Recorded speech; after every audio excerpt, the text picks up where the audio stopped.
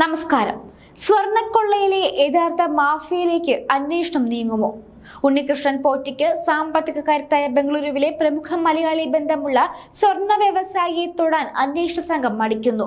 നിരവധി ക്രിമിനൽ കേസുകളിൽ പ്രതിയായ ഇയാളുടെ പേരിൽ ഉണ്ണികൃഷ്ണൻ പോറ്റി നിരവധി വഴിപാടുകളും നേർച്ചകളും ശബരിമലയിൽ നടത്തിയിട്ടുണ്ട്.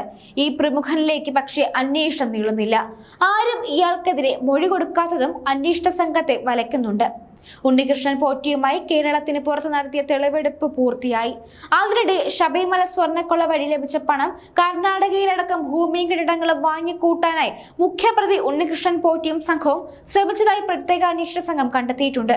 ഉണ്ണികൃഷ്ണൻ പോറ്റിയുടെ ബംഗളൂരു ശ്രീരാംപുരയിലെ വീട്ടിൽ നടത്തിയ റെയ്ഡിൽ ഉണ്ണികൃഷ്ണൻ പോറ്റിയുടെയും സംഘാംഗങ്ങളുടെയും നേതൃത്വത്തിൽ കോടികളുടെ റിയൽ എസ്റ്റേറ്റ് ബിസിനസ്സുമായി ബന്ധപ്പെട്ട നിരവധി രേഖകൾ ലഭിച്ചതായാണ് വിവരം. അപ്പോഴും വമ്പൻ സ്രാവിലേക്ക് അന്വേഷണം നീളും.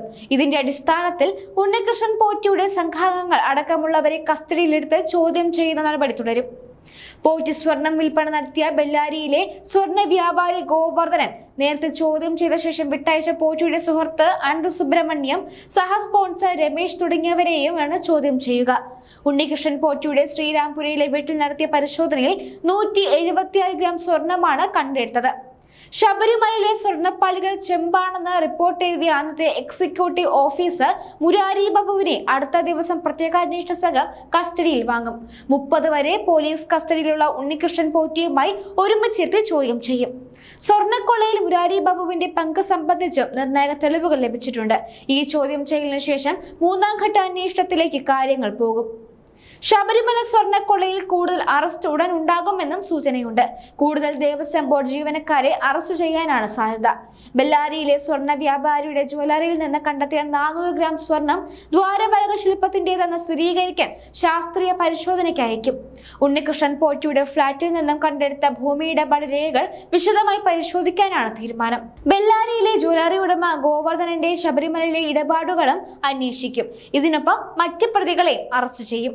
ബംഗളൂരുവിലെ ഉണ്ണികൃഷ്ണൻ പോറ്റിയുടെ ബെല്ലാരിയിലെ സ്വർണ്ണ വ്യാപാരി ഗോവർദ്ധനന്റെ ജ്വല്ലറിയും ചെന്നൈയിലെ സ്മാർട്ട് ക്രിയേഷൻസിലും മണിക്കൂറുകൾ നീണ്ട പരിശോധനയാണ് SIT നടത്തിയത്.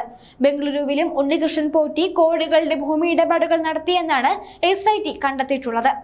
സുഹൃത്തായ രമേശ് റാവുവിനെ മറയാക്കി ബംഗളൂരുവിൽ പണം പലിശയ്ക്ക് കൊടുക്കുന്ന ഏർപ്പാട് പോറ്റിക്കുണ്ടായിരുന്നുവെന്ന് മനസ്സിലാക്കി കേരളത്തിലെ ഇടപാടുകൾ നടത്തി. ഇതെല്ലാം സ്ഥിരീകരിക്കാൻ ശ്രമിക്കും. ദ്വാരപാലക ശില്പങ്ങളിൽ നിന്ന് കവർന്നതെന്ന് സംശയിക്കുന്ന സ്വർണം കണ്ടെത്തിയ ബെല്ലാരിയിലെ ജ്വല്ലറി ഉടമ ഗോവർദ്ധന്റെ കൂടുതൽ ഇടപാടുകൾ പരിശോധിക്കുകയാണ് SIT. വാതിൽപ്പാളുകളിലും കട്ടിളയിലും സ്വർണം പൂശിയത് താനാണെന്നാണ് ഗോവർദ്ധന്റെ മൊഴി. ദേവസ്വം ബോർഡിന് സ്പോൺസർഷിപ്പിന്റെ രേഖകൾ നൽകിയിരുന്നു.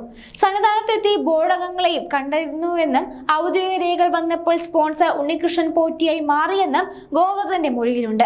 എന്നാൽ സ്വർണം പൂശാനുള്ളത് നിയോഗമായി കരുതിയതിനാൽ കാര്യമാക്കിയില്ലെന്നും മൊഴിയിലുണ്ട്. ഗൂഢാലോചനയിൽ പങ്കില്ലെന്ന് കണ്ടെത്തിയാൽ ഗോവർദ്ധനെ സാക്ഷിയാക്കാൻ SIT നിയമോപദേശം തേടും.